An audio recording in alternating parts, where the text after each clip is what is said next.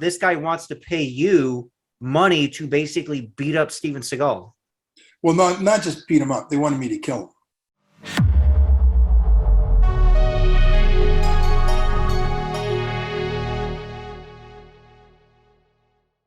Hey guys, did Frank Dux save Steven Seagal's life? Well, according to Frank Dux, he did. And this is part of the interview that I did with him back in the day.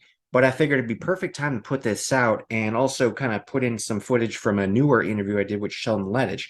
If you want more Frank Dux and Sheldon Lettich, check out the playlist because I did a lot of videos with both guys. And Sheldon, by the way, you got to read this book, man, From Vietnam to Van Damme. This is really amazing. Anyway, if you like this kind of video, and I don't see how you can't, right? The real meat of it's coming with the Frank Dux Steven Seagal story.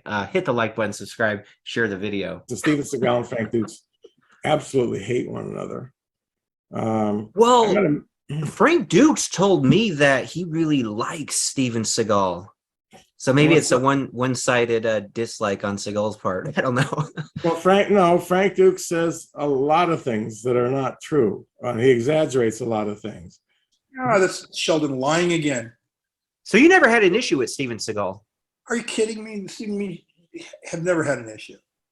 Okay, because the first person who ever told me about Steven Seagal was Frank Dux. This is before Bloodsport, before any of this stuff, before Seagal ever made a movie. He told me, yeah, there's this guy, one of my competitors is this guy, Steve Seagal. He called him Seagal. Sure. And Seagal called Frank Dux, that Dux guy. So Frank is the first one who ever mentioned Steven Seagal's name to me. And he had issues with him back then because he saw Steven Seagal as one of his, quote, competitors. So he disliked Seagal from day one. Wow. And of course, Seagal went on to become this movie star. Anyways, the animosity goes way, way back. And I'm sure Seagal would still have a problem working with me just because I am so closely tied in with Van Damme and was tied in with his arch enemy, Frank Dux, many years ago. And Frank has his story how he saved Steven Seagal's life, by the way. Right. Well, Frank has stories about all kinds of heroic deeds. Actually, let me tell you how I met my Steven Seagal story, how I met Steven. Steven had just gotten together with Kelly LeBrock. Okay. And a guy walks in my school, and I kid you not, he had a briefcase full of cash. Walks in driving a Rolls Royce and wanting me to go basically hurt Seagal. What's the motivation behind it? Like jealous husband, because she was married to the guy at the time. Oh, so Kelly LeBrock's ex-husband. Well, I don't know if it was his ex-husband, but I'm telling you, that was what was going on. Okay, so this guy was with Kelly LeBrock in some way. Yeah. Seagal and Kelly LeBrock hook up. This guy wants to pay you money to basically beat up Steven Seagal. Well, not just beat him up. They wanted me to kill him. So they put a hit on Steven Seagal. Basically. That's crazy. So what happened? So the guy comes with this money. You got to remember something. You got to keep this in mind. I was working undercover at that time, and I had a different life. People saw me differently.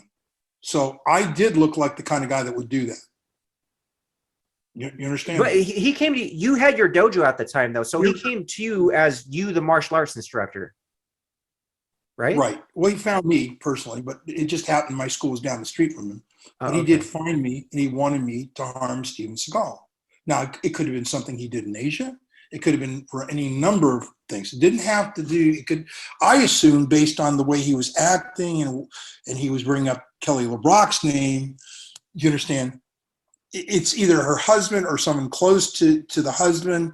You know, someone. You know, it was over more of a love triangle thing.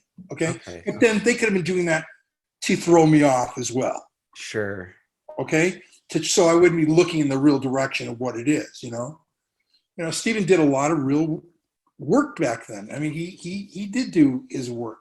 I get a little tick when people try to say, "Oh, he's a liar." No, he did his role in Asia.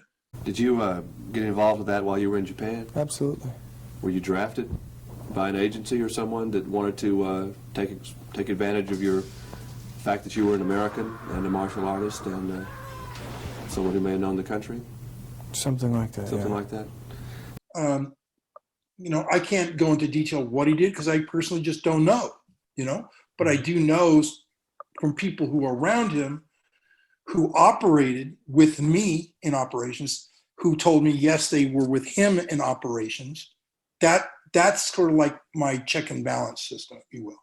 Say, okay, we have someone in common who says yes. And the guys I'm talking about is an actual U.S., was a U.S. Navy SEAL on SEAL Team 6. So it's not just an ordinary Tier 1 even operator. This is a guy who actually, they would have work what they call cohesive. They take him out of uniform and he goes do his thing.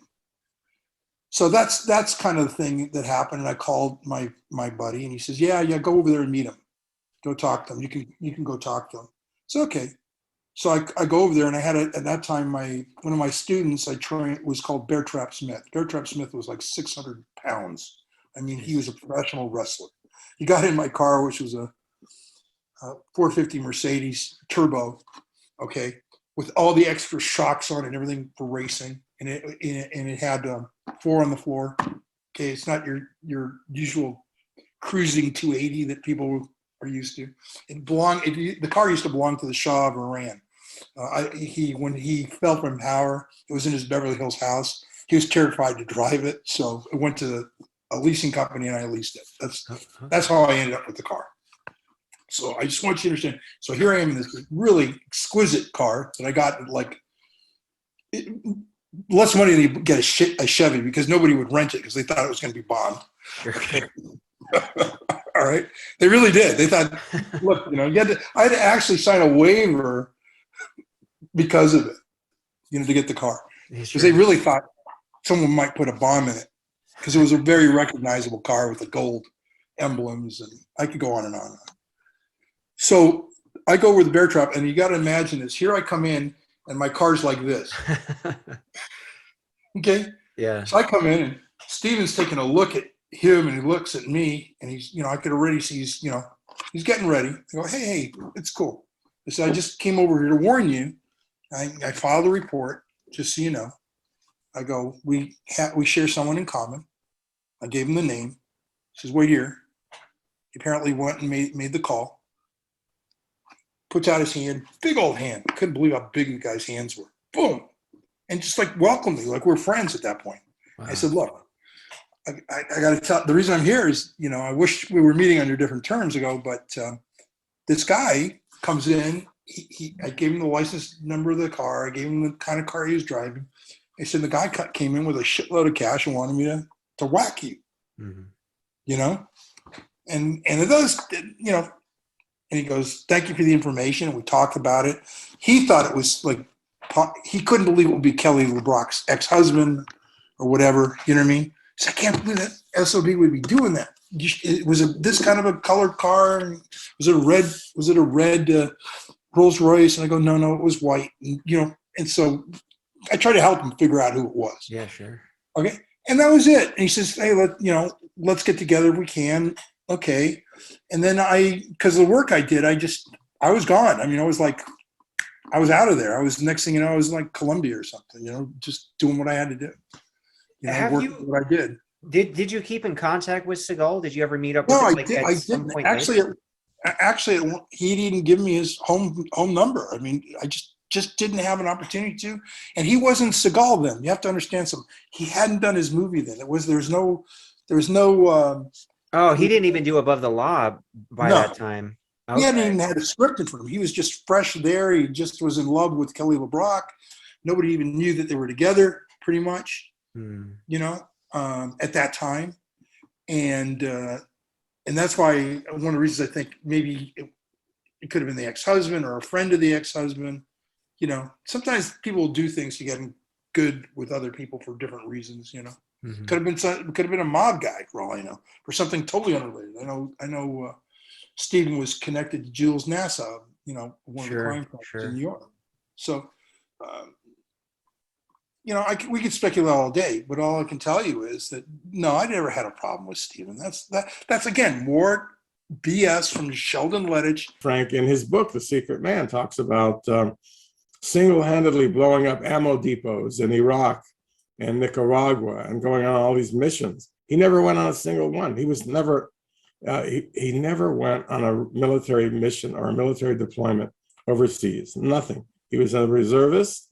He was at Camp Pendleton, weekend warrior, and never went anywhere. So these are just fantasies he's concocted about himself. Like the Medal of Honor thing, he's the one saying, I said I had a Medal of Honor. No, I didn't. That was, in fact, the irony of that is all the so-called evidence that suggests that I said that all comes from Sheldon, all traces back to Sheldon, including brochures, bogus brochures. And the reason I mention it, that it traces back to him, is the pictures in them were pictures I recognized that he took. One was a headshot he took of me for the film Firefight for promoting the movie for our premiere. Oh, the one with the 357, right? When you're in the trenches, the one in Secret Man. That's another reason why I had my book pulled, is because they assembled it so badly. I mean, they didn't. How do I say? That right there. Yeah, the caption was supposed to say for the movie Firefight. You know, I used a 357 Magnum because it was the weapon of special operators back in the day, which it is. If you talk to the time period, okay, that I come from, they will, you know, guys who were on the original, like SEAL Team 16, for example, the original team, they'll confirm that for you. In fact, it's confirmed, I think, in Marcinko's book by himself. You know, that's a detail most people would never, ever know unless you were around that. For a whole lot more on Firefight, make sure to check out this video right here. And guys, I have a feeling we will actually be able to see this short film soon. First appearance of Frank Dux in the film, first appearance of Brian Thompson, first appearance, I believe, of the Ree brothers. If not their first appearance, they are definitely in there, Philip and Simon Ree. And of course, Sheldon Lettich's directorial debut.